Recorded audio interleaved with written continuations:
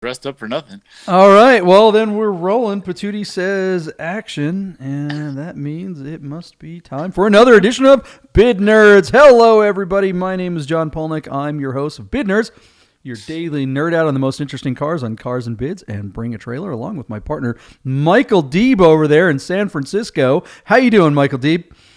Awesome, man. Good morning, JP. Look at that. He's got the championship wave there. He's all excited to see you guys. Yeah. I'm out of Las Vegas, Nevada. He's in San Francisco. We do this every day during around the 9 o'clock hour. We talk about the most interesting cars on Cars and Bids and bring a trailer, and we discuss what we think these cars are going to sell for, why, which platform is better or worse, what cars are, we just nerd out. That's what nerding out is about, right? And you're a nerd. That's why you're here. You're a car nerd, so we're doing this thing. We keep track of our bids. We want to see which one of us is better at it than the other. So, Deeb, he starts out with his championship wave there, but I don't know, man. I don't know. No, it's we're usually pretty darn even, and this week is no different. We're only, each day we've been pretty much, we've been pretty close to these last couple days, even though the numbers have been weird. Yeah, that's true. I think the ultimate compliment to you and I is when a car sells for somewhere between our two bids. I think that's like sort of the ultimate. We were all over it. And we did have one of those yesterday, which was really good. But yeah, the last couple of weeks we've tidied it up a little bit. Yeah. But anyway, do you want to review? Yeah, let's talk about some cars from yesterday. Let's see how we did. What was JP? What was it? The 86 944 Turbo? Was that not our hero car? Our star it doesn't car? matter. Just go with one. Okay, so on Bring a Trailer, a 1986 Porsche 944 Turbo. If I remember correctly, JP, this was a really low mile black with sort of a tan light gray interior. A beautiful car that you and I would both just crush if we owned, man. That would just be a fun car. I would love to, fetter one of these things and drive the snot out of it. This one was fantastic. Super clean condition. I thought that car might bring 45,000, which is interesting because you said I was nuts. You bet 37. That car did sell. Oh no, it was bid to $39,000, which means the reserve was set even closer to my outrageous bid. So I wasn't alone in being nuts on the high value of that thing, but I do think a reserve set higher than 39 is a little unrealistic. It's not a little unrealistic. It's absurd. It's absurd. Yeah, this car is so good in so many ways, but come on, man. It's just a 944 Turbo. You start getting into $50,000 range, you're in 911 world. Why would you want this car instead? Yeah, and again, what was the MSRP back in 1989?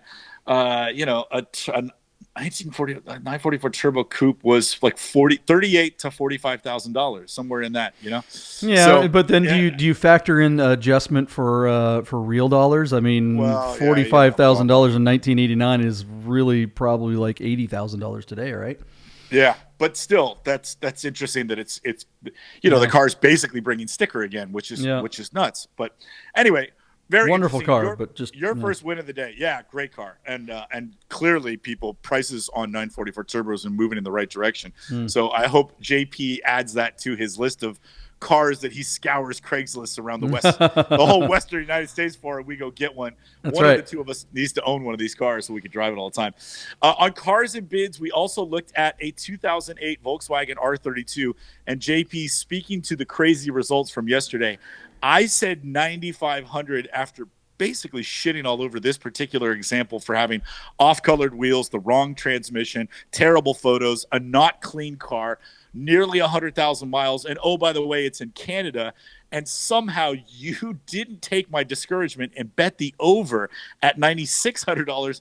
And this car brought $12,600, or I should say $3,000 more than your bid. And it sold at $12,600 out of Ontario, Canada, I think. God, that's an amazing number. A lot of people vape in Ontario. That's all that can be said on this car. One thing that I appreciate about this car is that we made a remarkable discovery. We really did crack the code, and I want to bring this up again today. The constant question is why don't they make manuals anymore, especially an enthusiast car? And this, if ever there was an enthusiast car, this is it, right? Well, Totally. why on earth would they put a DSG in an enthusiast car like this? And clearly the answer is you cannot vape and drive a manual at the same time. I mean, it really is a remarkable discovery if you think about it. I'm quite glad that we found that out. So there it is. Crack the code, guys. Cracking the code for you guys. Gesture I just tried to do to prove how to steer and vape at the same time did not look right on television. So anyways, 1978 Jaguar XJ6L, a very cool car from the 70s that you rarely see in the United States. This was a manual transmission example. This car has a manual. You can't vape in this. Yeah, this car has an inline six, 4.2 liter. I have become very partial to these burgundy metallic cars. I think one of these outlawed would be sick, and that somebody should do it. As such, I believed in this car. I said $10,000 for my bid. You took the under at $9,000, which wasn't out of line, but the car did in fact sell for $11,000. So well sold and well bought. Congratulations to the new owner. This nerd is jealous. I am happy to take a loss on that one. I am, that is, I think it's great. I think it's awesome that this car went for more than I thought it would. I just thought it would peter out because I just didn't think someone into classics like this would really want to row through the gears. And I'm so glad I was incorrect. So happy to take an L on this one. Yep. We also on Bring a Trailer saw a 2012 Porsche 997 Mark II turbo with the 6-speed manual cars. It's been well documented that 997-2s with a manual are super rare. Not quite as rare as F430 Ferraris with a manual, but damn close. And premiums will be paid for the good ones. Now, the thing that I think held this car back from breaking $100,000 was the simple fact that it's in Canada. JP bet with his heart and said $99,000. And I think if this car was in the United States, that would have been soft. But I kind of bet the room, and I said $92,000. This car sold out of Canada for $91,000. So if somebody does bring that down to the United States, it's still well bought, because if that car were here, I think you and I would agree this car would bring well over $100,000, maybe 110 to 120 grand. Is that five or six grand to get this thing in the country? And I mean, especially like springtime on the West Coast, this is a $110,000 car for sure. Yeah. I mean. So as much as I prefer GT3s, I mean, think about it. A GT3 of the same contemporary is more than this. And this car is way more rare than a 2010 GT3 with a manual, exactly right. And it's faster. And oh man, this car is just really cool. The more I look at it, that white dash, I know you love that.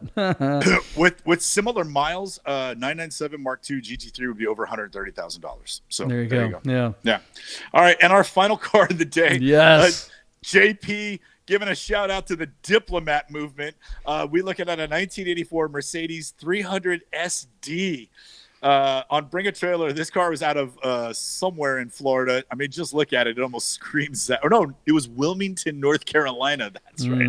I do this from memory, people. It does look like Florida, though. I mean, look at that thing.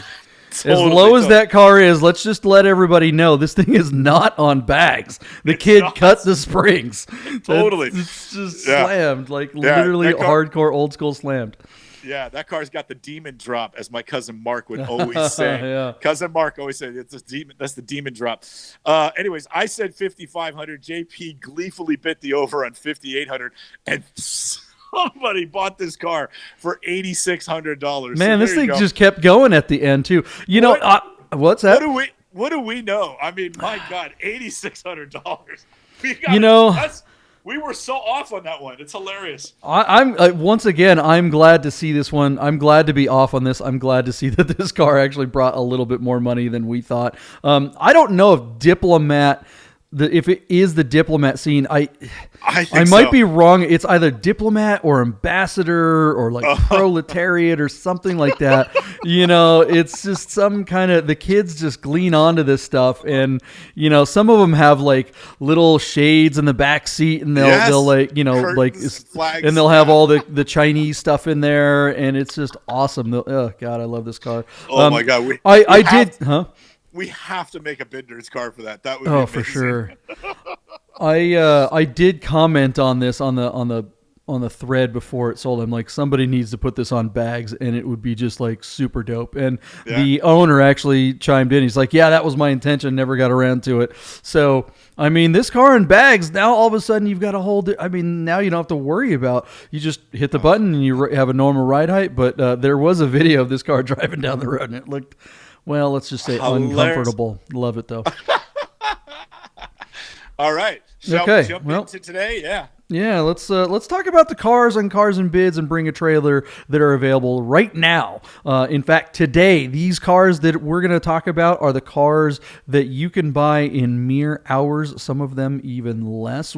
If you clicked on this and you've never heard of Bid Nerds, thank you so much for chiming in. Make sure you hit the subscribe and like button, notifications, all those things. Let everybody know that we exist. We are a new channel, and we're looking for nerds like you and us.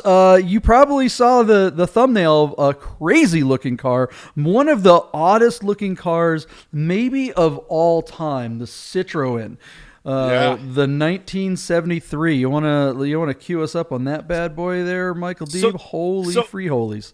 So this car is actually a footnote in history, JP. It is. Sometime in the late 60s, Citroen, the company out of France, purchased the struggling company out of Italy called Maserati.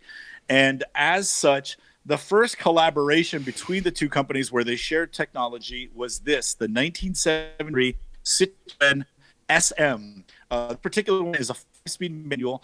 Believe it or not, JP, this car uses a 3-liter V6 Maserati engine with fuel injection that makes about, let me read it to you. I didn't put it down. I think it's about 180 horsepower and about 200 foot-pound of torque. These cars can get out of their own way. But what's interesting to note, JP, that you may not know, is that all that is driven through a front-wheel drive system. Believe it or not, this car is a V6 manual front-wheel drive with Maserati power. Very, very unusual car. And believe it or not, these things were actually really fast, especially back in the day. This is a car that would cruise throughout the Autostrada and the Autobahns in Europe and would regularly be doing 130, 140 miles an hour like it was nothing. These cars employed some very interesting technologies as well. JP, these cars had self-leveling headlights, and they rode on an air suspension that was adjustable. So these cars would raise their ride height and lower their ride height manually. They were way ahead of their time. The cars were brought to the United States, but believe it or not, the headlight technology was deemed illegal by the Department of Traffic. So our American cars only had fixed headlights, which is kind of insane. You don't see very often, and although this one's got reasonable miles, there is quite a bit of cosmetic wear and tear on this car. Some of the pictures JP revealed there's some tears to the interior, and the paint doesn't look like it has a great shine.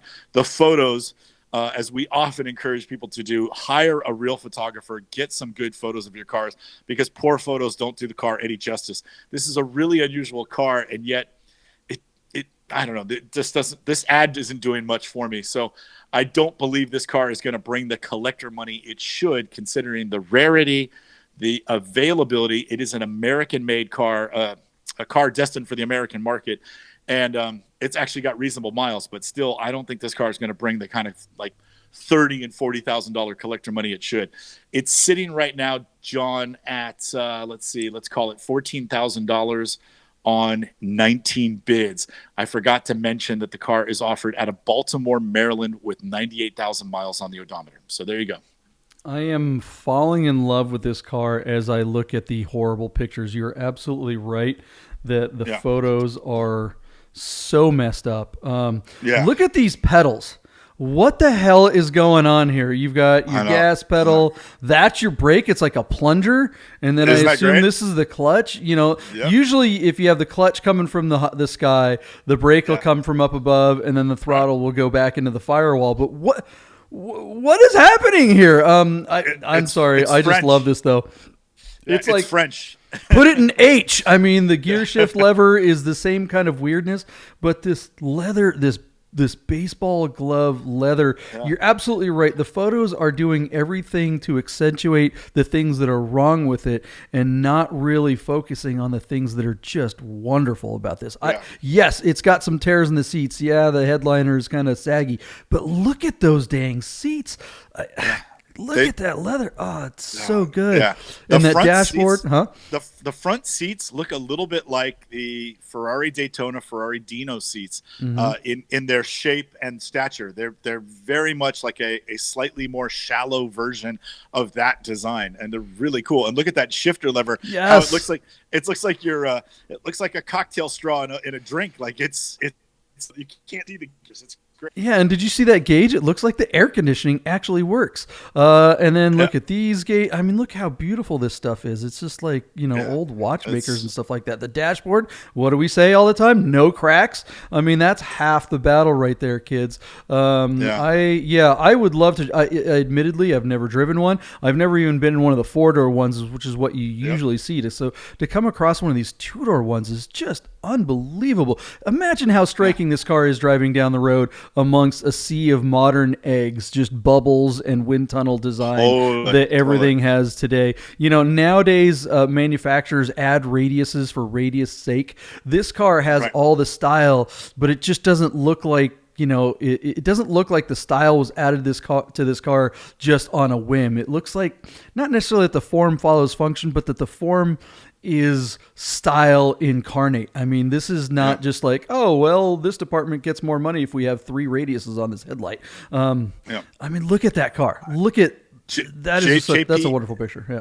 It's got to be one of the most distinctive cars of all time, and it was hugely popular in Europe.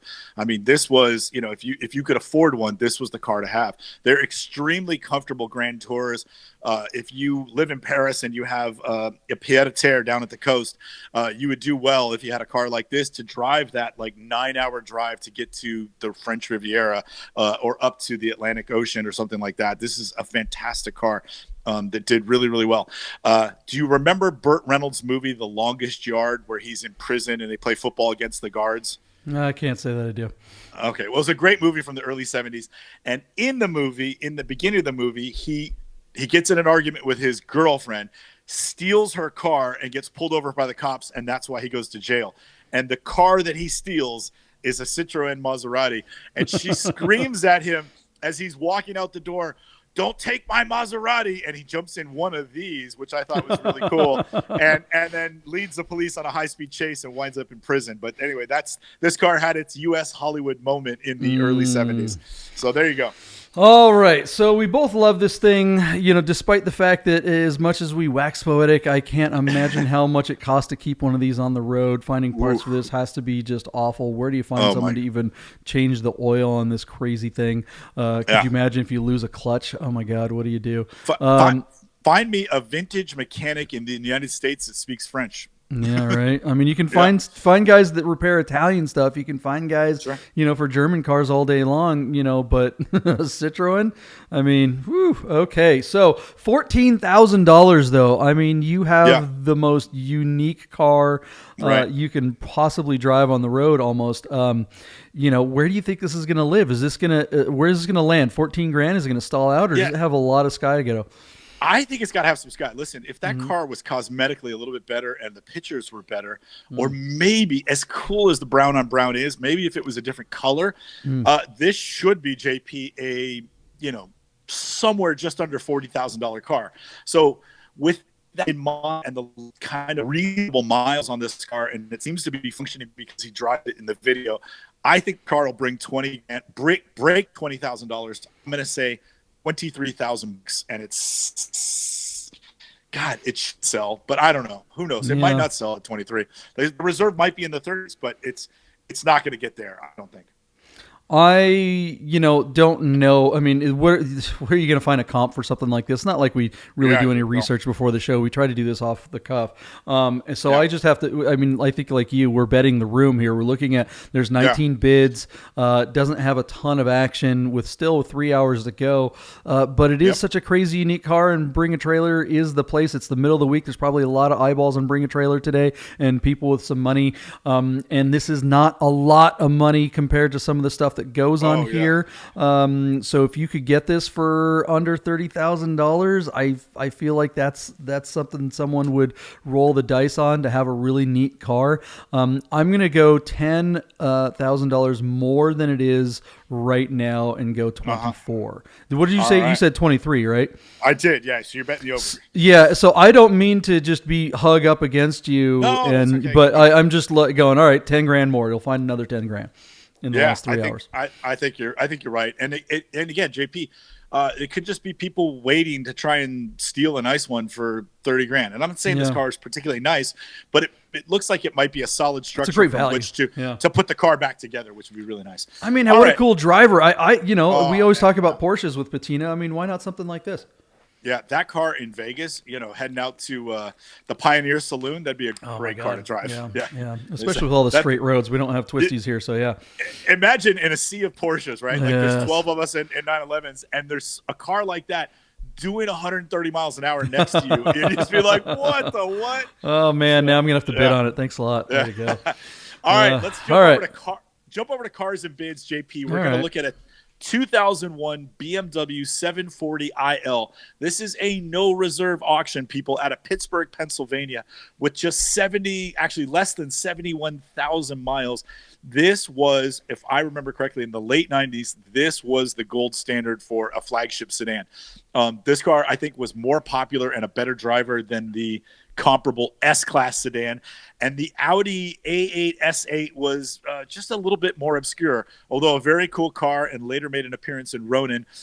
This was the one I think that people wanted, at least in my neck of the woods in the Bay Area. If you had one of these, man, talk about getting the girl. This was the car. Super cool wheels. This car introduced a small host of new technologies. This was the first car in the United States that had side curtain airbags, and it was the first car that BMW made that had satellite navigation.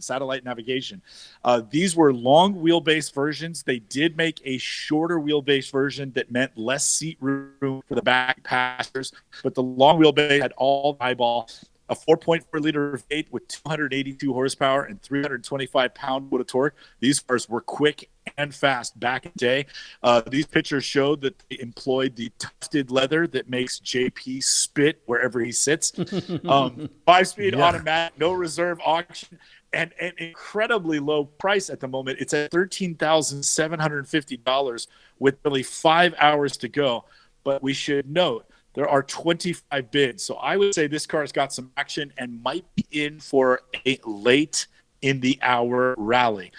What do you think, JP? Any experience with the big BMWs? Yeah, I mean, they're great looking cars. I mean, the Transporter, totally made them the car, right? I mean, but that was with a manual, and that was, does this one have crazy low miles? Is that what's going at 70,000 miles? I mean, that's not that crazy low. I don't get it right now. I mean, yes, I like these cars. Yes, I think they're beautiful, but it's a BMW of an era that has all kinds of issues. I mean, oh wait, so wait a minute. You said it was at 13,000 already? I apologize. I clicked back to the wrong okay, auction. I was like confused there. I'm going, I don't think it even makes 13, and it's at 13 already? No way. So it's sitting at $7,000. That makes more sense. I apologize to the audience. I bounce back and forth between my notes to the wrong auction listing because we're going to look at another black German sedan later in the show. So, this car is on 9 bids at $7,100, but it's a no reserve auction. The big thing with this car, JP, is there is just a lot of cosmetic wear and tear. Cracked door seals and wear on the leather and cracked wood on the driver's door, faded strips, scratches. Various chips and stone chips throughout. So this car cosmetically, it's just not a pristine example. But it's a no reserve auction, so you might be able to steal one of these things for under $10,000, which is still, what are the wear and sorry, what are some of the issues you were talking about when you say these cars aren't known to be a great build from that era? Because I'm not familiar with how these cars have aged. Well, I mean, if anybody that watches Hoovie's Garage he's done entire series about how crappy BMWs from this era are. A lot of plastic gears and water pumps and Right. Vanos issues, depending on which engine and stuff like that. I mean, Yeah. the BMW, the S50, the engines that they put in the M cars are fantastic. Everything else, just Right. like, what the hell, yeah, I'm not going to Yep. get into all this stuff. All I'm going to say is Right. I'll give Hoovie a plug. Go watch Hoovie. He's got a mechanic called the Ninja, and that's all he does is work on BMWs. And I can't tell you how many times Hoovie has pooped all over this Right. era. In fact, he owns one of these long 750Ls, and they're really cool Yeah. when they work. And but if it's not a manual, what are we even talking about? This is a throwaway Yeah. car. It's nice, it's pretty, whatever. But what's your bid? It's at $7,100 now. Yeah, and again, I just remember these cars being so like, everybody was Yeah. freaking out. I had put 12,000, but after talking to you, I'm going to lower it to 10. Oh, man, that's where I was going to go. I'll go to 9,500. I mean, I don't think it's breaking 10. I'm going under and I'm going close because we're talking about low numbers here. $7,100. We're going to be talking about bids in $100 increments for, whatever. And some, this is, Clean Carfax and no mechanical issues that are of note. It's just wear and tear. So, I mean, my God, JP, you're right. This is a great value. Even if we're not inspired by the car that we once were years ago, that's still a lot for the money because they were a big deal back in the day. great car to vape in. You got an automatic there. That's if the seller wants to get the big money, just put some key lime pie vape in the back and you're all the money. All the money. All right, moving on. Let's move on to Bring a Trailer, and we are going to look at. But I would say, JP, of all the cars we've looked at, this might be one of the most exotic cars we've ever reviewed. It's a 2001 Qvale Mangusta, 10,000 miles, 5-speed manual transmission out of Columbus, Ohio. This, for all intent purposes, looks to be like a brand new car. Qvale basically was the importer. These cars were destined to be, I think, Di Tommaso Mangustas. And Di Tommaso was having financial trouble and didn't have enough money to federalize the car for the United States. So and I'm doing all this from memory, JP, a luxury car dealer in San Francisco was, I think, Robert Qvale or something like that. Super popular guy, very well liked in the automotive world, very well in San Francisco. He had the money and he changed the name. Basically, these cars came to the United States and could not pass DOT inspections and sat like the government seized the cars. So Qvale put his name on them and paid whatever was necessary to get these cars imported. And so I remember seeing one of these cars on the road on a dealer plate before they actually released. It had to have been Mr. Qvale himself, which is just a really interesting story. So these cars were built in Modena, Italy. Mancini Gandini was the designer of the car. I think he worked for probably like Bertoni or something. They have Antera wheels, Brembo brakes. They used a Ford Mustang Cobra engine. So it's a 4.6 liter with like 325 horsepower. That's that early quad cam Cobra motor from that period. 5-speed manual transmission, rear wheel drive. And then JP, did you see how the tops work on this car? It is a convertible Targa coupe. In other words, there is a structure you put into the rear of the car to make it either a Targa or a coupe, or you take that structure off and it's a full convertible. So you basically get all three models in one. Way ahead of its time, super cool. They're pretty fast to boot, but never brought crazy money, and they were never a commercial success. But Mr. Qvale bailed these cars out of, I think, the port of entry and put his name on it. A very interesting story, if ever there was one. Did you know all that about this car? I did not. That is some amazing stuff. It's funny, you know, we have Cars and Cafe here on the last Sunday of every month in Las Vegas. It's kind of a classic Porsche and classic European car show in the Arts District. So if you're ever in Vegas and on the last Sunday of the month, make sure you come and visit us in the morning at the Good Wolf. This car, there's a guy that has one of these in Vegas. And, you know, he takes it to every car show, any place he can show it. This guy, he's a super nice guy. But I honestly, these cars I am not in love with. Let's just put it that way. I love that they exist. The story is really cool. But I just think there's a lot about the sensibilities of the 90s that I like, and then there are sensibilities about the 90s that I don't. And this car is every single thing that I don't like about the 90s aesthetic. I mean, this is just maybe the ugliest exotic car. It's just, there's no angle of this car that looks right. Those wheels just look like something. I mean, those are the factory wheels, right? They were a $2,200 option to upgrade to Antera 18-inch wheels, which is those and they are. Just look like you went down to to the wheel rack or whatever and got at Firestone and hey, let's get those ones. I mean, they couldn't be worse on the car. I love that whole Targa, / convertible idea. The color combination. I want to love that interior because the brown leather and all that stuff. But it's so cheap. It's so cheap. What is this? This is a rear-wheel drive car, though, right? I mean, I don't even know. Yeah, the dash looks like a Mustang dash, which is what's so sad. It does. Di Tommaso was trying to pull themselves out of the doldrums. He got Marcello Gandini to pen the design. I think they conjured up an old Mangusta name, and they went out and got the latest Ford hot rod engine, which was the Cobra motor, and yet it just failed. And Di Tommaso didn't have any money. Whoever owned Di Tommaso didn't have any money. They shipped a bunch of these over, and they just sat. And I mean, JP, they sat for years. This car should have come out in I think 99, and yet this is a 2001 by the time it was sold new. Or it's a 2001, and maybe these cars didn't hit the road until 03. I can't remember the story per se, but the story happened right underneath my nose because it was here in San Francisco, and Mr. Qvale was the white knight that put his name on it and sent it to market. On paper, the idea just sounds fantastic. I mean, you go out and you get an inexpensive Ford powertrain with a lot of power. I mean, a Mustang, 400 or 300 something horsepower. That's great, right? For a little two-seater, you're going to have fun. Two-seater manual 5-speed. And then you say, okay, again, on paper, let's get an Italian to design it. Let's do something cool with a drop top and hard top thing. Okay, on paper, boom, boom, boom. You're checking all these boxes. And then you see that and you're like, whoa, this is abort, send it back. I mean, they should have just all rotted in the port. I don't know, whatever. What do you think this thing's gonna go for? I don't know, man. So it's sitting on JP. It's at $25,000. I am on the red auction this time, people, so stay with me. And believe it or not, JP, are you sitting down? This thing's got 31 bids, and it's at $25,000. With all that in mind, I wrote last night that I thought it would make 30,000, and it's already at 31. So it has jumped tremendously, and now I have to reconsider my options. So I'm gonna go.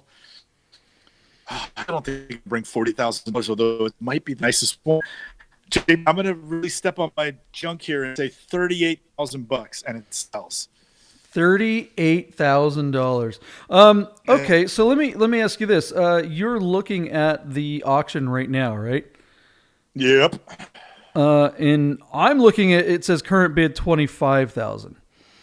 Oh yeah, what did I put? Oh, I put 30. Yeah, sorry, forget me. JP, I'm drinking some what what did we put in the coffee there? What's going on there? No, okay, so it's sitting at 25 right now. I put it at 30. I'm going to leave it at 30. Yeah. You're going to put it at 30? Okay, that's I'm going to leave it at 30. With 2.5 hours to go, I mean, that sucks that I corrected you because I should have taken the opportunity to go lower because 30 is exactly where I was going to. I think it might break 30 or it could just sputter out. It is 10,000 miles. I mean, as ugly as this car is and how much I personally don't want one, it seems like people that have them sure love them. They're kind of like CrossFit. It's one of those things. If you have one, you're going to tell everybody. And you're going to show up to the car shows and you're going to try to park it right up in the front and get everybody's like, oh, yeah, that's a neat. Okay, great. All right, yeah. I'll bet the over for that guy. I'll go 31. Okay. I mean, just it's low enough miles, and it is a nice condition one, and like you said, there's some action on it. So yeah, why not? It's not a lot of money 30. when you consider the performance and rarity of something like this. A lot of people, if anybody's watching the show, they're probably going, "Wait a minute, they drooled all over that Citroen, possibly the ugliest car ever built, and then they're dumping on this. This is an Italian." Yep. Yeah. Anyways, yeah, there it is. We're bid nerds. We're not bid, brilliant guys. We're bid nerds. There's a difference. All right, what do we got next? Moving on. We got to wrap up the show. Fuck, let's go. All right.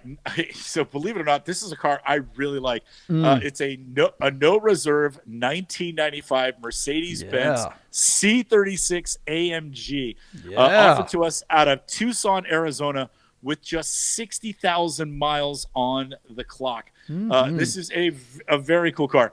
Only a year or two prior to this, and something I think in like 94 or 95, Mercedes-Benz finally acquired and purchased the tuner AMG and brought them in-house.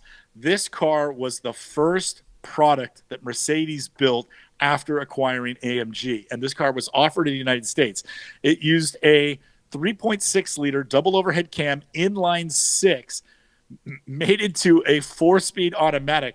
The car only made like 276 horsepower and only had 284 pound-foot of torque, but it was still significantly more powerful and faster than your average run-of-the-mill C-Class Mercedes-Benz. The suspension was tuned. The wheels were the beautiful 17-inch monoblock AMG wheels that were very popular. It had different front air dam, different side skirts, way more bolstered seats, and then, of course, AMG badging everywhere, which was all the rage and continues to be so today. Today, now you can get a G-Wagon that is tuned by AMG. But this was the one that started it all. And although prices on these cars are still incredibly low, at some point, JP, one of these is going to set some new high mark record. And all of a sudden, the good ones are going to come out of the woodwork and be offered for sale for extraordinary prices. I believe this is destined to be a future collectible. But right now, this car with 4.5 hours to go out of Tucson, Arizona, and just 60,000 miles is offered at $13,750 and counting on just, read it, believe it or not, 25 bids. So definitely some action, but definitely a low price. Whatever this thing goes for is still going to be a bargain, I think. And someday this car is going to be worth well over whatever it sold for new. You know what I mean? So yeah. Take it away. Yeah. This car, I absolutely love it. I mean, I think, gosh darn it, sorry guys, I'm having some technical issues with the deal here. Why didn't they make one of these with a 6-speed or a 5-speed? I really don't understand. It's so silly that they didn't. This car would have been amazing with a manual transmission, and it would have competed with an M3. But this thing had an automatic 4-speed. It wasn't that particularly fast. And in 95, you could have got basically an E36 M3 that would have ran circles around this car. Yep. Now, this car would have been a great daily driver, but so is the M3, and yet the M3 is still great on the track, and this car on the track would just be lost. So. Yeah, and an M3, an M3 you could get with a an automatic back then if you wanted that daily driver. And again, the M3 is just the better sports car. Now, like you say though, from a daily driver point of view, I'm hard pressed to find something that would be better than this particular car. I mean, it has eyeball. It's going to drive super smooth, and it's just pretty. I mean, the color combination, you got to love a black on black car with those big monoblock wheels. I thought all the C36s on the B pillar there had carbon fiber, so on this part right here, well, I don't know if you guys can see the cursor over there. I think the later ones have carbon fiber on that. So this must be an earlier one. Don't think so. Maybe C43s did. Was it the C43? Okay, I'm confusing those two. Yeah, that's what it was. Which later employed. Yep. Sort of small block V8, but the very first attempt at this car was inline 6, and that's what this makes more sense. Here. Okay. Yeah. Yeah, I think it's great. It's a reliable car too. I mean, it's like these are cars that'll go a couple 100,000 miles really with no problem. You're going to be able to find people to maintain them. I mean, this is a great car to have in the garage next to your exotic or your Citroen or your 911. You know, I mean, you got a daily drive. Put the miles on this and don't even worry about it because they're not really worth a whole lot that much. You know? Oh man, just fun with it. What a great car. And yet, you know, when somebody turns and says, "Hey man, nice car," you know that guy's a real car guy. If you can tell that's a legit AMG C36, if he recognizes what it is. So all that being said, now I'm so ethered up on this car. Let me remind you, it's a no reserve auction out of Tucson, Arizona. So the car has resided in a favorable area. I am going to talk myself out of my $19,000 bid, JP, and I'm going to go $22,000. Whoa. I think this car is going to be maybe the first one, plus the bid nerds minutia that we are giving to it. I think this car is going to bring some money. There's bids. There's 25 bids just looking at it, and no reserve. So go for it. Go. You're going 25? 22. Oh, 22. Oh, dang it. Okay. So, I'll bet the under and say it doesn't break 20. I'm going to say 20. That's what I'm going to do. Okay. So just a little bit higher than your gut, but I don't think I mean, the thing is, at 4.5 hours with all the action, it does make sense that it finds another 10 grand. So 23 might be the right number, but I'm going to bet the under on this one. Super pretty though. All right. Love to own it. All right. And we got one more car. One more car, a modified Marshmallow, a 1989 Porsche 944 Turbo. We saved the best for last, or did we? JP, this is a 951. This is a 1989 Porsche 944 Turbo. These later cars, if I recall, JP, these are the 247 horsepower version.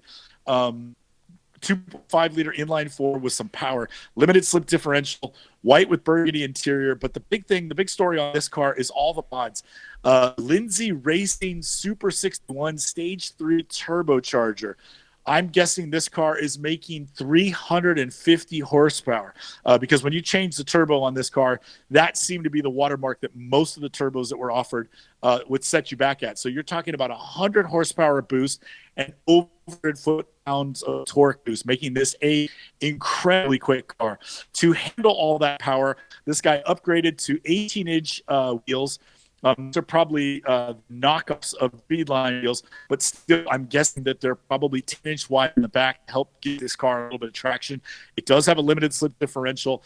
It does have Brembo front brakes. It has aftermarket coilover suspension. And then all the things that you get with a regular 944, which is to say one of the prettiest, coolest coupes that Porsche has made in a long time. So there you go. 130,000 miles on the odometer. It's offered out of Yorktown, Virginia. It's sitting at just $15,000. Where do you think this car goes, or does it at all? Does it look like it's even going to sell? Well, that's the big question, right? Will a modified car bring the money? So this has all the mods that, frankly, I would probably put on it. I love modding cars. I have the sickness, and I love the wheels. I love the fact that it's got all the horsepower, the ride height, almost everything about this car. I think that sometimes, when it comes to body color matching, that's one I actually really love. This interior color, by the way. And then that's this stereo, the Continental kind of classic stereo that everybody's doing on the classic Porsches. I love that because it doesn't have all the crazy whiz bang stuff, but you can talk on your phone and it has Bluetooth and all that stuff. Anyways, that's not what we're here to talk about. There's a couple things that I would immediately change on this car and then leave it and love it. I hate the fact that front splitter is white. I think that should be black. I agree. And the same thing with the rear wing. He body colored the rear wing white when that is by the factory black. And it's not that I'm a purist. I just think you get too much white really quick. You can do the same thing with too much red or any body color. You start getting matchy, and now all of a sudden it's like, what about, it makes the car look really silly really fast when this car should be really striking and amazing. It looks like the bad guy in a Miami Vice episode. Yeah, right. I mean, I do. It's funny you mentioned that. I do. A lot of friends ask me what car should they get, and I'm sure you get it all the time. And people are always, a lot of ask holes, right? People, what color should I get? Yeah. And I always tell them, if the bad guy wouldn't drive it, you shouldn't drive it. So don't get a blue car. Don't get a green car. All right. You'll never see the Russian mafia guy roll up in a fuchsia teal Land Rover, right? And take a machine gun out of that. It's always going to be black, white, or silver, right? And you're always going to look cool. You start getting cute with these weird colors. I don't know. As we discussed, possibly buying that rose quartz metallic 911 out of Snohomish. Side conversation. Having worked for Mercedes Benz and for Ferrari, all Mercedes, they said you can't go wrong if you buy it in resale silver.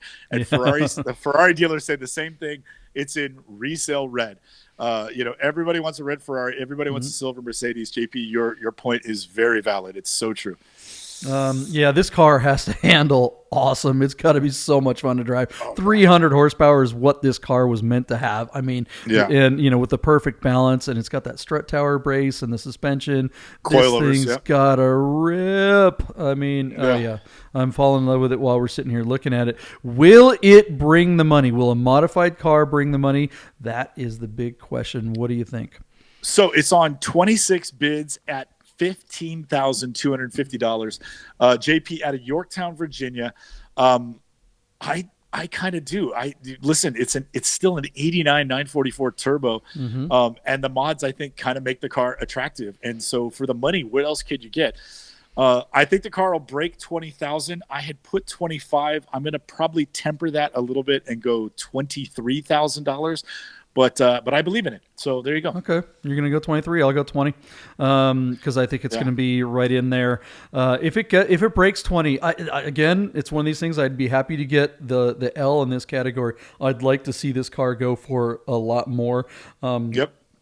I mean, but let's be honest though. If it were totally stock, the exact same car in the same condition, but just stock, we're talking about a $25,000 car, even at 130,000 miles. I mean, this car is really, really clean and really pretty. But I do prefer it modded out. I mean, it's always best to buy cars that have all the mods done. Let someone else eat all that, and because they'll never get the money back. I mean, this guy has to have way more than that much money in modifications. So, anyways, there it is, guys. Sure. There it is, guys. I mean, you just hung out and nerded out for 45 minutes with two car nerds, because this is your daily nerd out on the most interesting cars and bids, and bring a trailer. We do appreciate you hanging out with us. Make sure you smash that like button, subscribe, all that stuff. God, I hate it when people say smash that like button. Let everybody know that this channel exists. Our producer Patootie says you should do that, and I mean, really, you're not going to listen to her? Are you a bad person? You must be a bad person. Look at that face. Okay, so Michael Deeb, anything you want to say before we close it up? Oh no! Thanks for if you're still watching the show after I fumbled over my words. Thank you for sticking with us. No, but you just reminded of something that they totally forgot about. See you guys tomorrow.